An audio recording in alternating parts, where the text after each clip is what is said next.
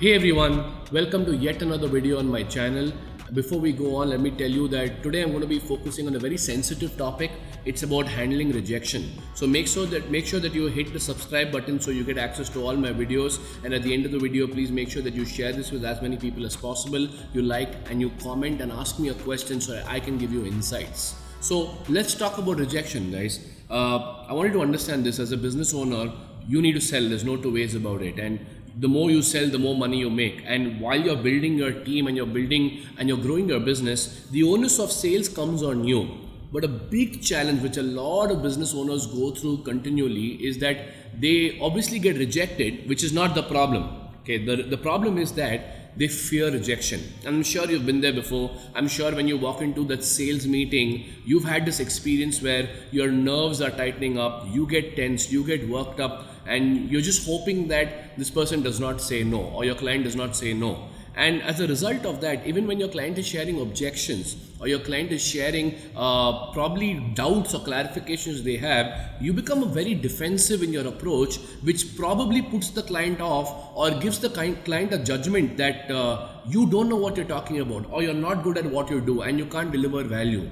So I want you to notice that just because people have that fear that I hope I don't get rejected, people are not their best while they're selling. And I'm sure you've experienced this before. So let's dive a little deeper into this. What's the big deal?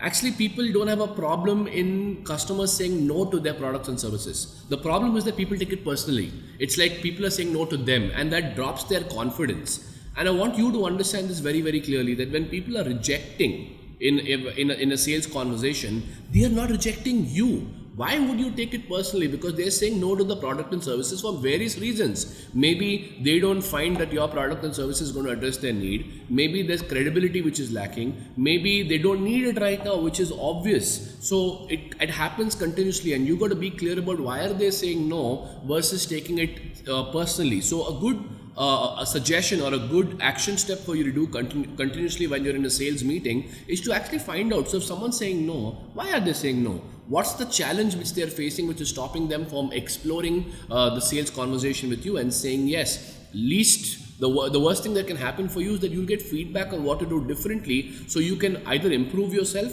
or you can come back at the right time. But that's not the main thing which I want to focus on right now. What I want to focus on is that how can you avoid rejection? Yeah, and that's what a lot of people ask me. I don't want to get rejected. I don't want to feel the way they feel, because bottom line, that hampers your confidence quite a bit. So let me share the truth with you. How can you avoid rejection?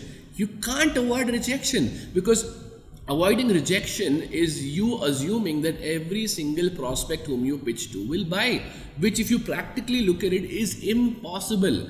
Everybody will not buy, and therefore you got to understand a simple fact. And if you really absorb this fact and live by this fact while you're selling on a continual basis, you will never have a problem with rejection.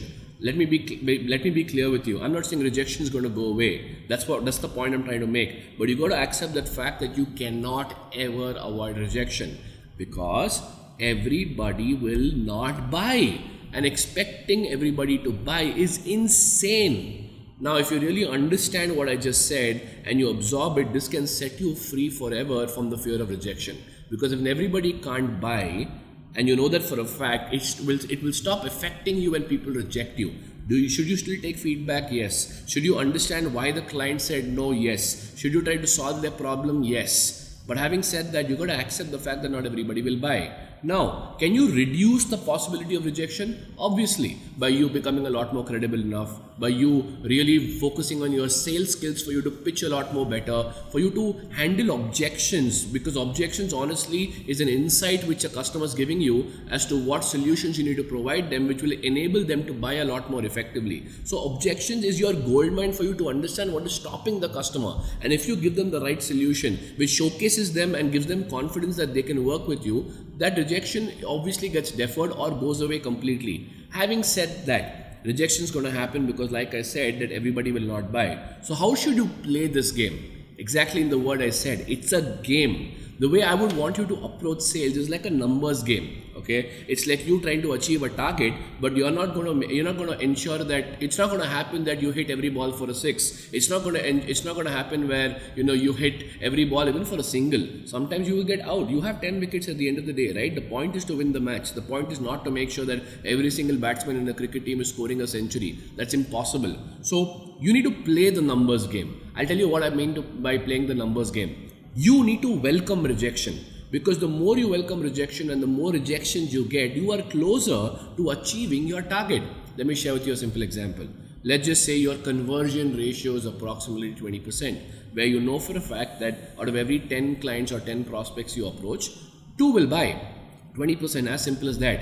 So what I mean by you welcoming rejection is that when you're having a sales meeting and you get rejected, you got to count that rejection as rejection number 1. And let's just say you get rejected again, it's rejection number 2, which means that you got to go through 8 rejections for you to get your 2 clients, because your conversion ratio is 20%, 2 out of 10, and that's not going to change. So start counting your rejections, welcome them, because the faster you go through your rejections, the faster you achieve your goal. Some of the biggest and the most successful salesmen in the world understand this fact, and because of that they're extremely successful when it comes to sales in some of the most difficult industries which are heavily sales centric, like automobile sales or like insurance sales. And after a lot of research and after a lot of information out there about how they handle rejection, it's actually boiling down to this, that rejection and sales is a numbers game. So when you welcome it, you start counting how many rejections you have, so you're closer towards your goal.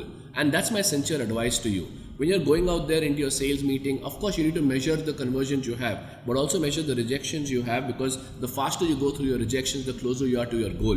Now I'll tell you what this will also do. Now if you feel you're getting rejected too many times, this will also give you enough data for you to understand what needs to change. How do you need to improve your ability, or what needs to improve in your sales process? What needs to improve in your product and services? So of course, use the feedback to improve, but don't let it boggle you, because it is stupidity, if not insanity, for you to assume that everybody is going to buy. So on a closing note, here's what I want to say. You got to welcome rejection. Rejection is your friend, because the faster you go through those hurdles, the sooner you're going to achieve your goal.